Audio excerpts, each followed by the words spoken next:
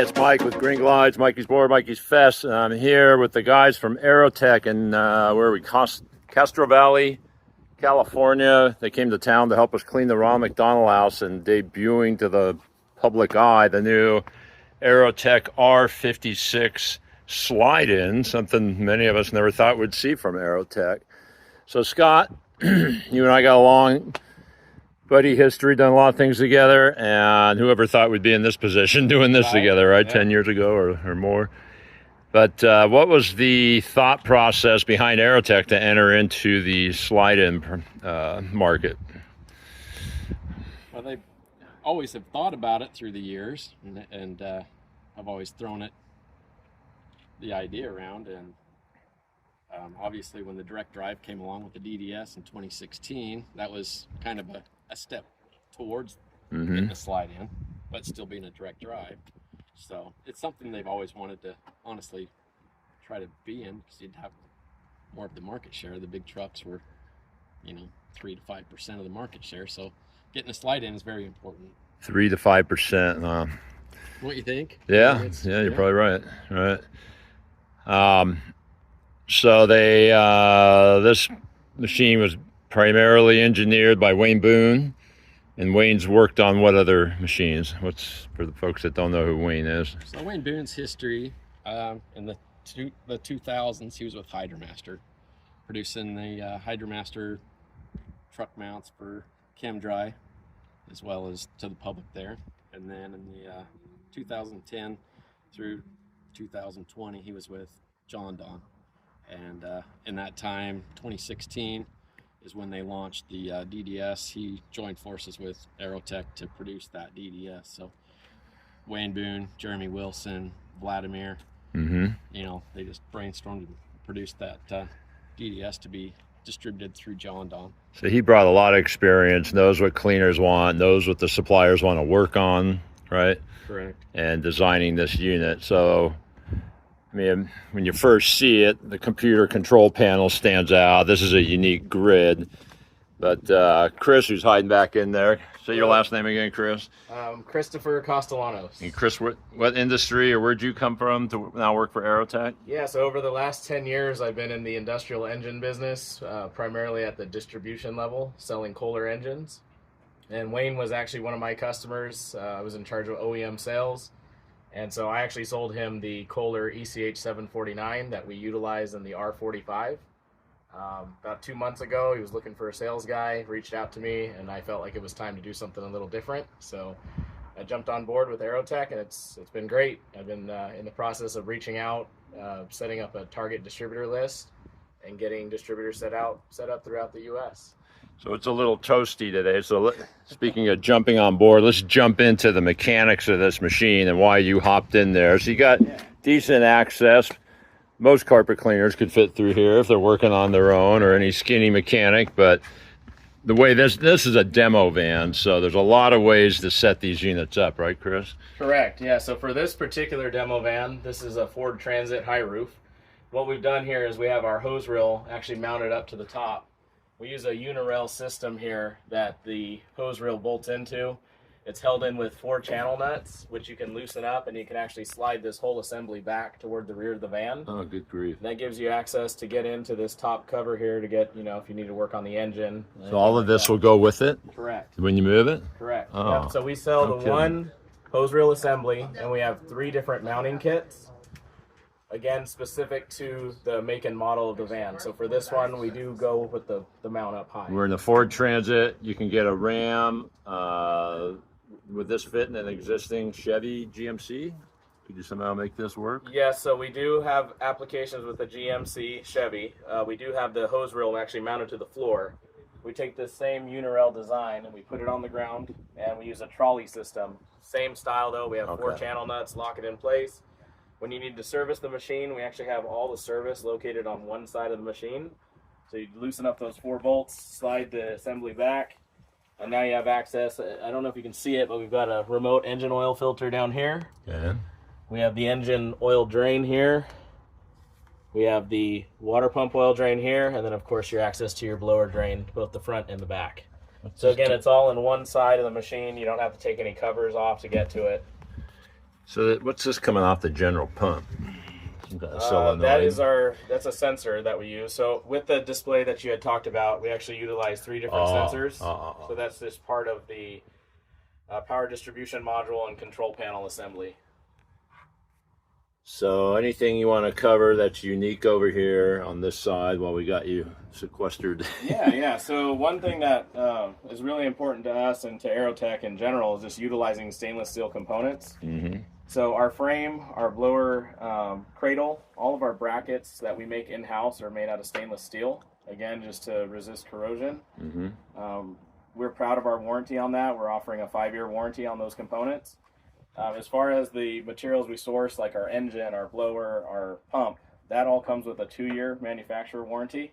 The warranty is on what? Cracks in the welds, corrosion? Yeah, it's so any material defect or issue with workmanship, it's going to cover that. So in addition to that, though, we wanted to be competitive with what 𝐻YDROMASTER and Legend brands has out there. So on our belts, our hoses, and any other wetted fitting or what we consider accessories, we are offering a 2-year warranty on that.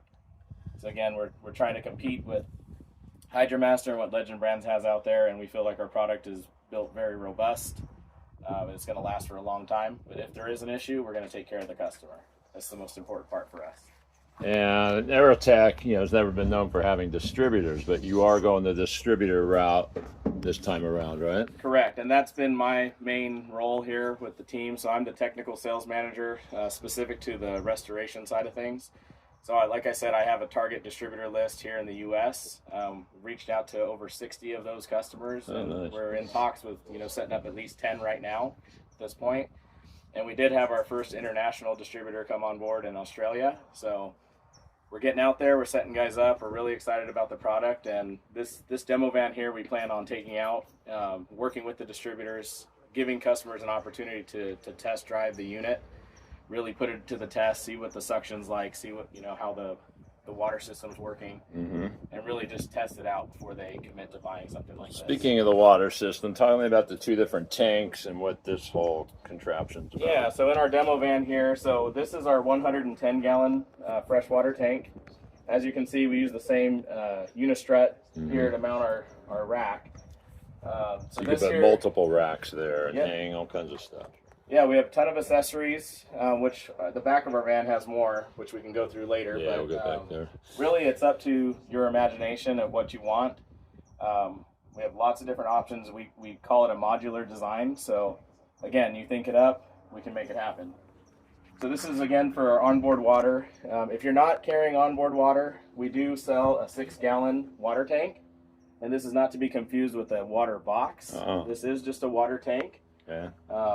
So the way that works, we do have a float switch inside. You would hook up your garden hose to the front of the machine. It fills up with water automatically, and that's what you're going to use here.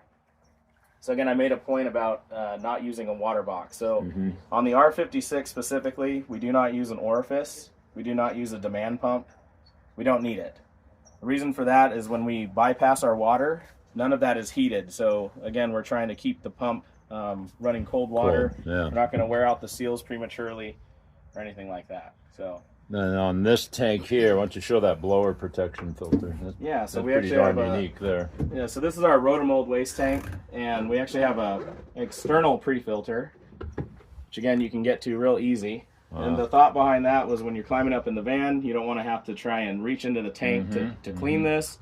So a lot of times guys just don't do it, and you end up having problems. So Again, somebody to do something, make it easy, right? Yeah, but it just has these nubs here that go into the slots, and you twist it to lock it into place, and it's as simple as that. So in that same sense, your inlet filters, same thing, over here on the side. I'm going to try and do this one-handed before I ask. Oh, there we go, one-handed. Nice long filter there. You're going to be able to wrap, the paint strainer around that and insert it back in. And there's your traditional water box, right? Chemical tank. Chemical injection tank. Yeah, Scott said earlier something about doing a 2.5 inch possibly on those. Possibly, yep. That's the future. We've done that with the DDS, and now we'll put that in the works for this as well. So why don't you explain what's going on the front of this machine, starting with your iMac there. Yeah, so like I said, this is our control panel. We also use a PDM, which is a power distribution module. We get this from Innovation Controls. So the reason we went with this is an IP69K rated display. What that means is it's dust proof, waterproof, up to you can have high pressure jetted water spraying on it and it will not get into it.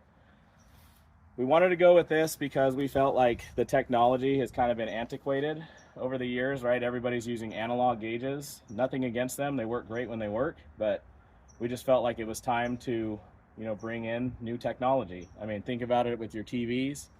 A few years back, we had the plasma TVs, then it went to LCD, then it went to LED. So again, this is an LED display, IP69K rated. We only have one switch on the machine here, and that's just to give power to the display. So we'll let it boot up here. Any way to get your phone to talk to this, to control it from in the house or building? Eventually. That's probably I'm going to leave it at that, eventually. Yeah. As it stands today, we do not have that capability. It does have access through the back here with a USB slot that you can get software updates from us.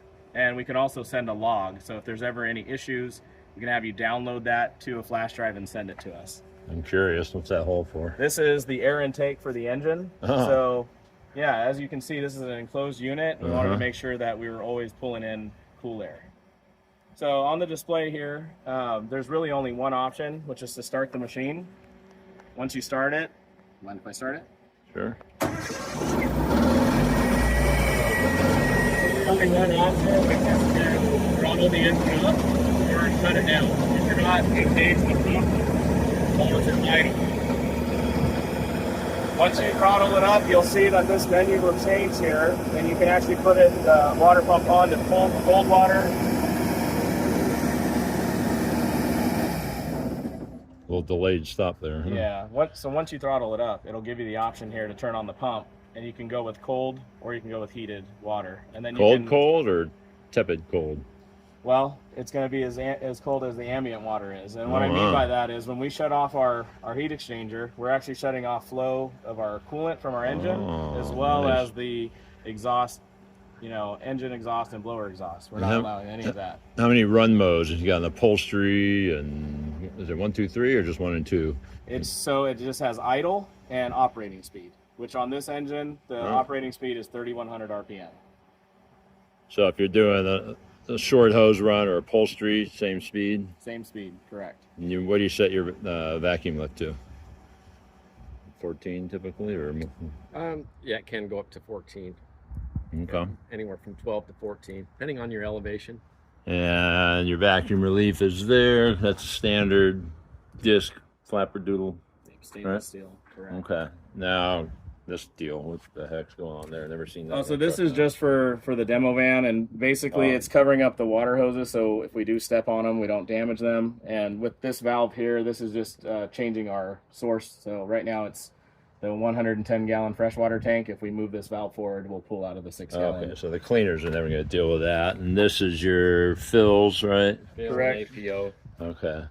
But would a traditional truck mount hose reel assembly be what that would be in a GMC, right? Correct. Yeah. But this isn't moving any far forward. No. So the only time we do the roof mount is in the Transit. For the GM and the ProMaster, we put the hose reel here on the ground, and again we utilize that unistrut to help mount it in place, and then we use the 4 channel nuts that hold it in, lock it in. When you need to service it, you loosen those 4 and slide the whole assembly back. I'm not trying to stump you, but for the guys that are considering this, what's this weigh, do you know? So the R56 is around 950 pounds, and then the R45 is about 750 pounds. Okay. So it's just for the console. That does not include the weight of the waste tank. So half ton or up, ideally, so you can cover water, carry water, go all out, get the 1 ton.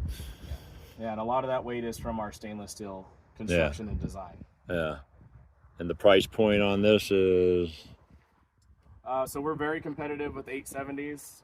We're actually about 5,000 less than an 870. We're about 3,000 to 4,000 more than a 570 or 575. So again, we're very, very competitive with HydroMaster and Legend brands.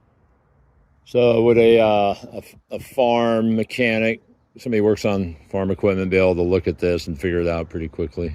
A lot of guys don't have truck mount mechanics, and they don't have the ability, so they have to go to, you know, guys that work on farm equipment. They're typically not afraid of anything. I know I've had to do that in the past when I've lived in rural areas. So Yeah. once they look at that side, they're going to look at it and go, oh yeah. Yeah, so I'll actually show you without running the machine. There is a menu on here that we have all of our service reminders built in. And like I said, when it's time to do a service, you have to acknowledge that it's time for a service. So if a technician is ignoring that and acknowledging it over and over again, the system actually logs all of that in its memory. So if we go here to the service interval, we have every single service interval, the next time that service is due, and the remaining hours until that service is due. Will it not operate if you hit that crucial mark and you haven't done it? It'll operate, but you have to acknowledge it. So there will be a notice that comes up on the screen that says you must acknowledge that, for example, the engine oil and filter change is due. So in order to You're acknowledging that you're violating the warranty, in other words. Correct. Wow, Correct. So, and it's going to be a constant reminder. You're going to see that wrench and screwdriver notification that you're seeing right here. Wow. And so again, we tried to simplify the operation. We tried to make it easy to know when service intervals are there.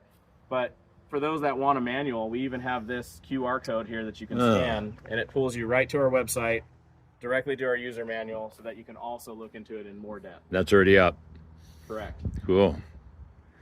Well, if you guys want to take a picture of that from the screen, you can set it out of the way. You can check out the manual. Oh, even bigger one. Yeah, if you so a customer hits that, they're going to the manual, they're not going to your That was website? happening. This one goes to the website, that one goes to the manual. Oh, funny. But yeah, we're utilizing technology. Again, we're trying to bring this carpet cleaning machine into the new technology that's A available. whole lot of stainless. What's the deal? Is this the hose that's going to come with it? Yes. That's in Boston. I Correct. saw it was rated to like 4,300 psi. What's the heat rating? 300, I believe. Yeah, I wanna plenty. say it's, All right, you want to show what's going on in the back? Yeah, That's let's something go kind of on. unique. I did want to point out just like Oh, go ahead, the Scott. real main focal point for me with the heating exchange system. It is true diverter as far as the heat exchangers from the exhaust, from the blower and the engine. They shut off 100%, as well as the coolant exchanger. Nobody else is doing that. So when you're cleaning some trash carpet, you're up at 250 degrees, 230 degrees, whatever, you want to clean some nice upholstery or a wool rug, you can turn it down to 170 and 100%. All your heat sources are diverted off, and it will drop right down to your ambient temperature of your fresh water tank. You can get down to, and Pretty then wild, huh? immediately turn it right back up and go right back up. You know, Does anybody else ever offer that? not that we know. And, I mean, just to Scott's point too, so we don't utilize an orifice. So again, we're not circulating hot water. And again, on the R56 specifically, you will not have any kind of like thermal protection on here. We don't need it. We're not circulating any hot water. We're not utilizing a water talking to you box. for 20 minutes. You're not over. You're not overheating and starting to shoot wow. hot water into your waste tank. That's the other part of it too. We're not wasting. No waste of your fresh water. So AEROTECH was building the vortexes. What year was that when they started? 2001? 99. 99 They they started started. building for Venturi. Then Yep. 2004 5 is when they went on their own, dropped the Vortex brand, and been at it ever since. Because there's still people, because you guys don't advertise much outside of the trade journals, and there's still people that don't know about you. Correct. Right? And I we've guess always you're been out to direct change sales that, right? To our customers and Yeah. support.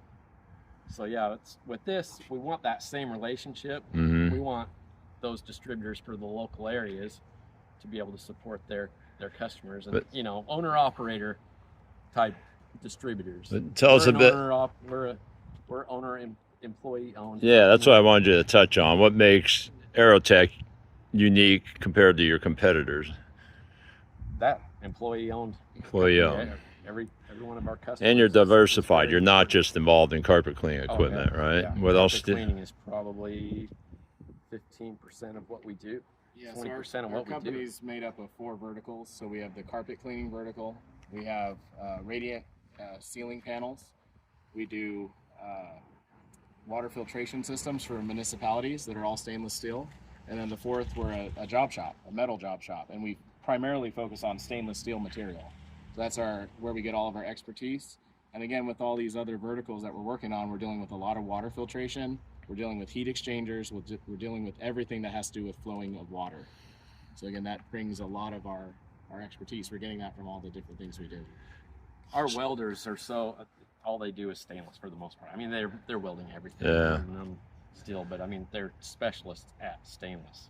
Like So the heat exchangers are. if you're going to go through distributors and somebody wants to buy direct and fly into Utah there, is there something to prevent them from doing that, or it's up to the end user, customer? Yeah, so I can answer that. So as far as the distributor network that we're setting up, we're really setting up partners with us. So with that mentality, we are offering protected territories. And so if a customer lives in that specific territory, we would prefer that they deal with that distributor, because not only are they going to have the install done there, but they're going to have all the service and warranty work done there.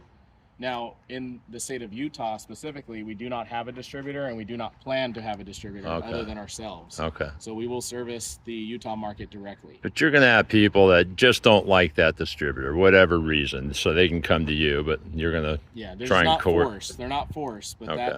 that's where we're trying to funnel the business, again, because we feel that we value partnerships, and the Sure. distributors that are coming on board, we really want to work hand in hand with them.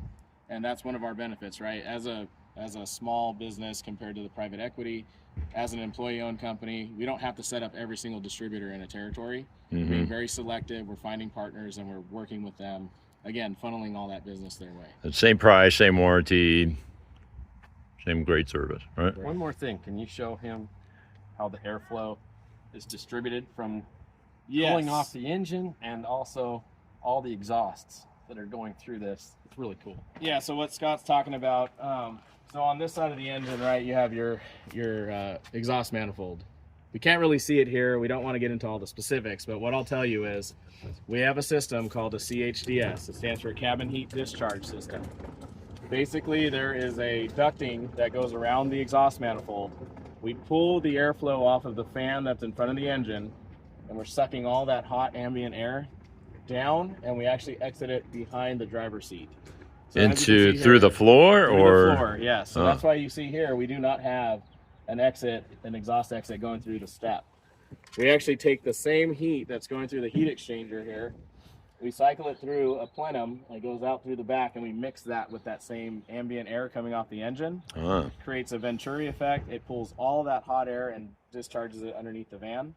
So today, for example, when we were running this van was around 20 degrees less compared to some of the other vans that were there. Just because we're taking all that no heat coming, just very little coming out. So you're not going to have any, when you're cleaning, you got to pull in front of the door, which sometimes is unavoidable. You got no blow into the house. Correct. It's all it goes under out behind the driver's seat, very similar. Straight down. Correct. Well, we have a 90-degree. Oh, you got the flex. Nice. So you can direct it whichever way you need to. So again, we tried to get that away from blowing that hot exhaust air on the operator. We didn't want it to damage any grass. So if your Harwell switch fails on the shut-off, and it gets back through the blower, it's going to blow out the bottom of the van, in other words, right? Everything's going out behind the driver's seat. Interesting. Cool. All right, let's go. This is an example of our frame. So this is intended to be our R45 once we're fully ready to launch it. One thing to point out, the frame that you see here and the frame that's under that R56, they're identical. So what I mean by that, the only thing that we're adding onto that R56, we have these 5 bolt holes here up front. We actually just add a 5-inch extension to accommodate the radiator. But as far as the frame, it's all the same. We use the same water pump. We use the same blower belt, even though we have 2 different blowers. How do we do that? Same belt, same, but different pulleys. Yes, correct, because it's a different blower. So that cradle is technically different, but where it goes is the same. And the belts are the same on both. So again, trying to stay with commonality of parts, make it easier for a distributor or for an end user carpet cleaner to stock and be able to replace components. Did you say 4.5 or 4.7? What's that blower? 4.5 blower. 4.5. Correct. Okay. Yep, so R45 air, R series 45 blower, air-cooled engine. And what are you moving the tension, the pulleys, the belt, essentially? Yep, so if you look on the blower cradle, there's actually 4 bolts underneath. You loosen those 4 bolts up, and there's a jack screw on Where the we- left side of the, go on the left side of the frame. You see a jack screw up front? Yeah. You'll just adjust the jack screw, and that'll actually slide that bracket assembly in and out. Oh. And you may question, how do we make sure that the belt's still lined up? Well, if you look at the frame, we actually have this tab and slot design, and part of the frame actually sticks up there in front of the blower bracket and keeps that lined up, and then we put an L bracket on the back. Good grief. So since we have 2 different blower sizes, we have 2 different sets of holes for that L bracket. Right now it's on the shorter, closer mounting holes. When we put the 56 on, it'll go in the further back mounting holes. And the 57 has the same mechanisms, Correct. right, The for 56 tensioning? does, yes. 56, sorry. Yeah, nope, you're good. Ah. Yep, and if you look here underneath the silencer, we also have 4 bolts. So if you ever are taking the belt off completely, you would loosen those 4 bolts up, and the exhaust would stay with the engine while you're moving the blower bracket back and forth. This is one of your chemical shelves. Again, you got the Unistrut, fully customizable. Correct. We have an air mover shelf up top above the stainless waste tank. Several different accessory holders back here. And we make the Unistrut out of both aluminum and stainless steel. Scott, there was something in here you wanted to talk about. I'll let you Okay. talk about that bearing and the belt. So we just have a couple of things we want to go through here. So this is the belt that we use. Seriously? Yep, this is the belt we use for the blower. It's a banded belt. Reason for the banded belt, you don't have to worry about having 3 different length belts or having them wear unevenly. Is this something new? My understanding is they use this in a lot of other industries, but it might be new for this industry. It's the same belt for both machines, right? Correct. This is the same belt you're going to use on an R45 as an R56. This is just a standard bimbo valve. This is what we use on our heat exchanger to open and close it. One thing that we want to point out, though, is we use this coupling. And the purpose for the coupling, when you have these 2 shafts moving in and out, if they're... Play on there? Yep. When the shafts are moving in and out, if they're not perfectly lined up, you'll have binding. So by adding this coupling on here, it gives you, where you don't have to have the shafts perfectly lined up. So that is something that's specific to us. Wow. How much play is that? That's kind of considerable, huh? Yeah. No kidding. And the other thing that we want to talk about, so this is an external engine bearing. And this one specifically for the Kohler. So what this does is this slides over the crankshaft and you bolt it up to the back of the block. So now anytime you're loading up, tension from the blower, you're not going to damage your engine bearings. Rather, this ball bearing will take all the brunt. And it does have grease zerks here so that you can grease it. Where's the... Bless me. That's your ports. Okay. Yeah. Yep. And that's unique? You guys manufacture that? No, we have this made for us, but it is unique as far as we offer this on both the R45, which is an air-cooled engine. It has an external shaft, and we use it on the R56, which uses a flywheel assembly. So, have you learned anything with this development that you're going to incorporate into the DDS or XT? Yeah, so that's a good question. So, like I mentioned, we are in the process of setting up distribution, and one of our first projects we're going to work on the DDS is utilizing some of the tanks and some of the accessories we use on the slide-in series. That's going to make that product more competitive price-wise, and we'll be able to offer that through distribution as well. So the guys that I'm getting to sign up right now to carry the slide-ins will eventually have access to our new DDS, our revised DDS, and that should be at some point later this year. And as of right now with the DDS, we are doing direct support. So all DDS owners, and how many? let them know how many DDS owners are there out there? 100 and what? Well, I mean, there's, I believe, about 500 machines out there. So 500 DDS units? About 500. I Wow, believe, so. no kidding. Congratulations. All right, guys. Well, fantastic. Tons of innovation. Not the same old, that's for sure. Is this gonna... Doors even? These pockets? Yeah. Yeah. Make those as well. They're making everything. Very nice. This will next be seen, I assume, at the Experience in September in Las Vegas, right? Correct, yes. Yep. All right. Maybe we'll... But before then, I'll be taking this on the road, and I'll be touring the U.S. while I set up distribution. So if you have any interest at all, please reach out. Yeah, how would they Let us know. contact you? Through the AEROTECH site? Yep, go to the AEROTECH site, and then I'll also share my contact information, too, if someone reaches out. So We can put it in the video below, yeah. Okay. Very cool. I appreciate you guys coming out. I got to use it today, cleaning some tile floors, and it felt like everything it should. There was no question about heat, vacuum, and with AEROTECH's history of reliability and simplicity, you got a real winner here. I'm impressed. A lot of cool things I've never seen before, which is Yeah, we're really excited. fun. Full Yeah. package. Yeah. Yeah.